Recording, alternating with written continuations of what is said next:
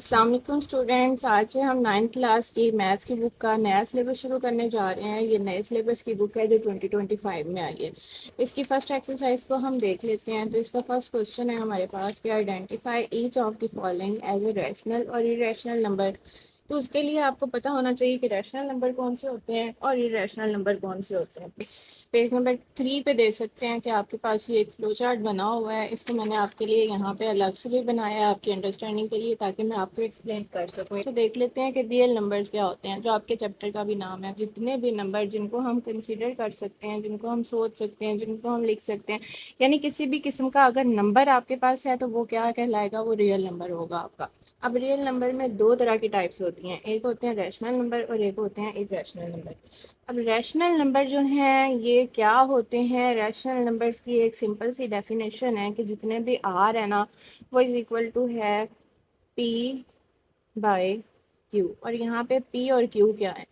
P and Q belong to G. अब G क्या है? जी सारे के सारे इंटीजर्स का सेट है। इसके अंदर 0 +-1 +-2 +-3 अप टू सो ऑन, सारे के सारे जो इंटीजर्स हैं वो इस सेट के अंदर आ जाते हैं। तो इनमें से यानी इनमें से जो नंबर होंगे उनमें से कोई सा भी नंबर प्लस में हो सकता है, माइनस में हो सकता है। तो उसे पी बाई क्यू की शक्ल में अगर हम लिखें, लेकिन शर्त ये है कि क्यू जो है, Q is not equal to zero.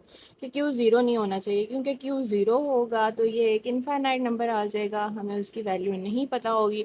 तो इस वजह से क्यू जो है यानी डिवीजन के अंदर हमारे पास ज़ीरो नहीं आना चाहिए। उसके अलावा जितने भी नंबर्स होंगे उनको जब हम डिवाइड करते हैं तो जो आंसर आता है वो हमारे पास रैशनल नंबर होता है। अब जब हम डिवीजन के अंदर नंबर्स को सॉल्व करते हैं तो ये सारे के सारे नंबर तो डिवीजन में होते हैं, लेकिन इनको सॉल्व करने से दो तरह की वैल्यूज़ हमारे पास आती हैं। एक होती हैं टर्मिनेटिंग वैल्यूज़ और एक होती हैं non terminating and recurring values. Terminating values वो होती हैं जो जिनको हम सॉल्व करते हैं और जिनका आंसर हमारे पास जब आता है तो वो कुछ नंबर्स के बाद आगे उसके कोई मज़ीद नंबर नहीं होते। वो कुछ नंबर्स के बाद उसका आंसर जो है ना वो ख़त्म हो जाता है कुछ डिजिट्स के बाद। और इसी तरह से हमारे पास जैसे 1/4 देख लें तो 1/4 जो है 0.25 और इसके बाद आगे मज़ीद कोई नंबर नहीं है। इसी तरह से 8/25 है, इसमें भी इसका आंसर भी अगर हम इसे सॉल्व करें तो हमारे पास 0.32, इसके अलावा आगे कोई डिजिट नहीं है। इसमें 3/8 है, इसमें भी देख लें तो इसमें भी 0.375, इसके अलावा आगे मज़ीद कोई डिजिट नहीं है। यानी कि डिजिट्स के बाद जो है ना ये नंबर के अंदर आंसर जो होता है कि ना वो ख़त्म हो जाता है। इसके बाद नॉन टर्मिनेटिंग और रिकरिंग नंबर्स आ जाते हैं। नॉन टर्मिनेटिंग और रिकरिंग नंबर्स भी जो होते हैं वो भी रैशनल नंबर होते हैं। टर्मिनेटिंग होंगे वो भी रैशनल होंगे, नॉन टर्मिनेटिंग और रिकरिंग होंगे वो भी रैशनल होंगे। अब नॉन टर्मिनेटिंग और रिकरिंग नंबर कौन से होते हैं? ऐसे नंबर जिनको हम डिवाइड करें और जब हम आंसर निकालते हैं तो वो नंबर जो हैं सेम बार बार आगे चलते जा रहे होते हैं, वो रिपीट कर रहे होते हैं अपने आप को, रिपीट इटसेल्फ।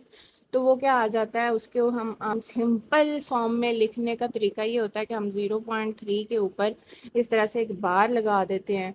तो इसका मतलब होता है कि ये नंबर जो है ना जिसके ऊपर बार लगी हुई है वो रिपीट कर रहा है अपने आप को इनफाइनाइटली। इसी तरह से 4/9 है, इसका आंसर हम निकालें तो इसमें भी 4 जो है वो खुद को रिपीट कर ही जा रहा होता है, तो इसके ऊपर भी इस तरह से हम बार लगा देते हैं।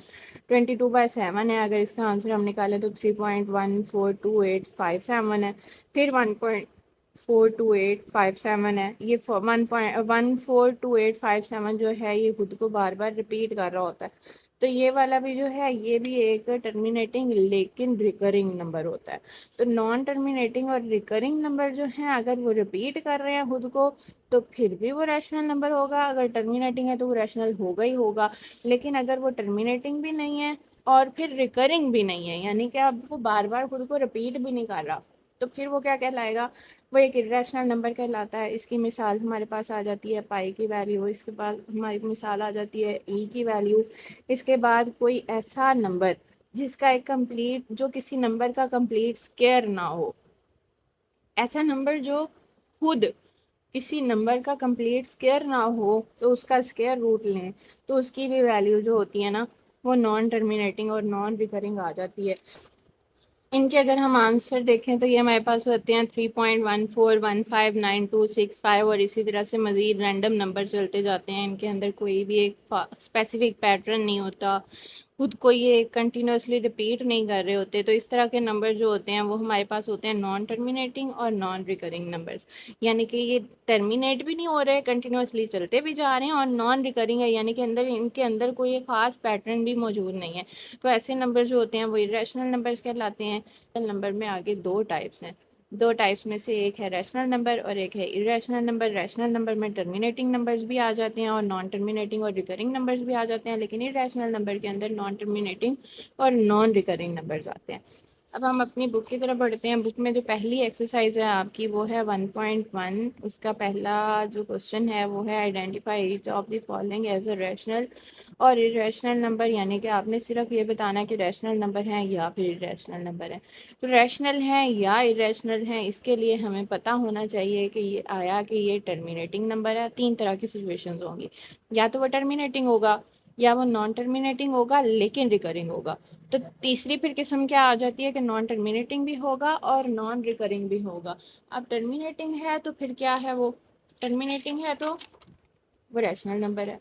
नॉन टर्मिनेटिंग और रिकरिंग है फिर भी वो रैशनल नंबर है, लेकिन नॉन टर्मिनेटिंग और नॉन रिकरिंग है तो क्या होगा, इरेशनल नंबर होगा। पहला क्वेश्चन है हमारे पास 2.353535। आप देख सकते हैं कि इसके अंदर एक खास नंबर्स के बाद ये नंबर खुद को रिपीट नहीं कर रहा है, यानी कि कुछ डिजिट्स के बाद इस नंबर के अंदर रेपिटेशन जो हुई है, लेकिन कुछ नंबर्स के बाद ये आगे ख़त्म हो गया। तो ये क्या होगा, ये एक टर्मिनेटिंग नंबर होगा। टर्मिनेटिंग है तो क्या होगा, रैशनल नंबर होगा। हम लिख देंगे कि ये क्या है, एक रैशनल नंबर है। नेक्स्ट हमारे पास क्वेश्चन आता है 0.6 के ऊपर बार है। 0.6 के ऊपर बार का मतलब क्या होता है कि 0.6666 और ये चलता जा रहा है, यानी इसके अंदर ये इनफाइनाइट नंबर तो हैं, यानी कि नॉन टर्मिनेटिंग तो है, लेकिन साथ साथ क्या हो रहा है, रिपीटिशन आ रही है। रिपीटिशन आ रही है तो क्या होगा, रिकरिंग होगा। तो रिकरिंग होगा तो क्या होगा, रैशनल नंबर होगा। तो हम लिख देंगे कि ये क्या है, रैशनल नंबर। नेक्स्ट क्वेश्चन को देख लेते हैं। वो है 2.236067 एंड अप टू सॉन, यानी कि चलता जा रहा है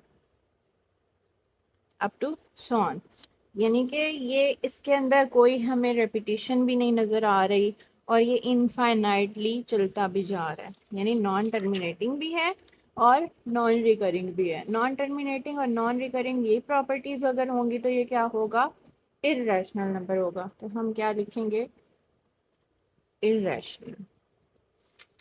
नेक्स्ट क्वेश्चन है हमारे पास 7 का स्क्वायर रूट।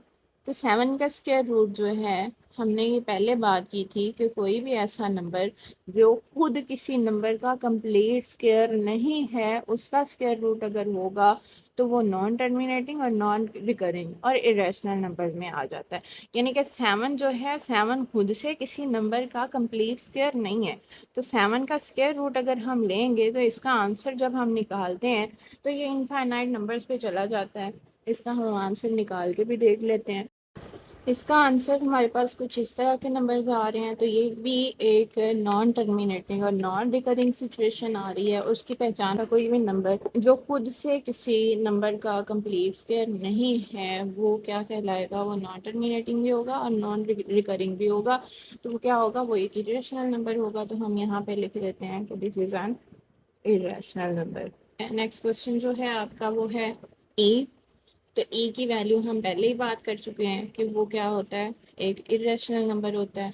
उसके बाद पाई है, पाई की वैल्यू भी हम देख चुके हैं कि वो भी एक नॉन टर्मिनेटिंग और नॉन रिकरिंग नंबर होता है, इनफाइनाइट भी होता है और कोई रेपिटेशन भी नहीं होती। तो इस वजह से वो भी क्या कहलाएगा, non terminating and non recurring. इस वजह से वो क्या है, इरेशनल नंबर है। नेक्स्ट क्वेश्चन हम देख लेते हैं। नेक्स्ट क्वेश्चन है हमारे पास 5 + 11 का स्क्वायर रूट। तो 5 + 11 के अंदर हम देख लेते हैं 5 जो है वो एक रैशनल नंबर है, लेकिन जो 11 है ये किसी का कंप्लीट स्क्वायर नहीं है। तो ये क्या होगा, इरेशनल नंबर होगा। और दो इरेशनल, एक इरेशनल और एक रैशनल नंबर जो होता है उनका सम जब करते हैं हम तो वो एक इरेशनल नंबर आता है हमारे पास। उसके बाद नेक्स्ट क्वेश्चन अगर हम देखें तो नेक्स्ट क्वेश्चन है 3 का स्क्वायर रूट प्लस 13 का स्क्वायर रूट। 3 प्लस 13 का स्क्वायर रूट भी अगर हम देखेंगे तो 3 प्लस 13 का स्क्वायर रूट 3 भी इरेशनल है। क्यों? क्योंकि ये जो है ये खुद किसी नंबर का कंप्लीट स्क्वायर नहीं है, और 13 भी कंप्लीट नंबर नहीं है, कंप्लीट स्क्वायर नहीं है किसी नंबर का। तो ये दोनों भी क्या होंगे? ये दोनों भी इरेशनल होंगे। तो हम ये दोनों का सम भी क्या होगा? इरेशनल नंबर होगा। दो नंबर्स का, दो इरेशनल नंबर्स का सम भी इरेशनल नंबर होता है। तो 15/4 जो होता है, 15/4 का अगर हम आंसर निकालें तो वो हमारे पास आता है 3.75। एक टर्मिनेटिंग नंबर है, टर्मिनेटिंग नंबर है तो हमारे पास रैशनल नंबर होगा ये। लास्ट क्वेश्चन हमारा है 2 minus square root 2 into 2 plus square root 2। अब यहाँ पे एक फॉर्मूला अप्लाई होगा। अगर हम देखें कि ये अगर हमारे पास हो ए माइनस और ये हो हमारे पास बी, तो ये भी होगा हमारे पास ए प्लस ये भी हमारे पास होगा बी, और ये किसके इक्वल होता है? ए स्क्वायर माइनस बी स्क्वायर के इक्वल। तो ये फॉर्मूला हमें पता है, इसको हम अप्लाई करेंगे तो हमारे पास जो है 2 माइनस स्क्वायर रूट 2 और 2 प्लस स्क्वायर रूट 2, ये किसके इक्वल हो जाएगा? 2 का स्क्वायर माइनस 2 स्क्वायर रूट 2 का स्क्वायर। 2 का स्क्वायर 4 हो जाएगा, और 2 स्क्वायर रूट 2 जो होगा ये इससे कट जाएगा, तो ये आ जाएगा 2। इसका आंसर आएगा हमारे पास 2। तो रैशनल नंबर होगा हमारे पास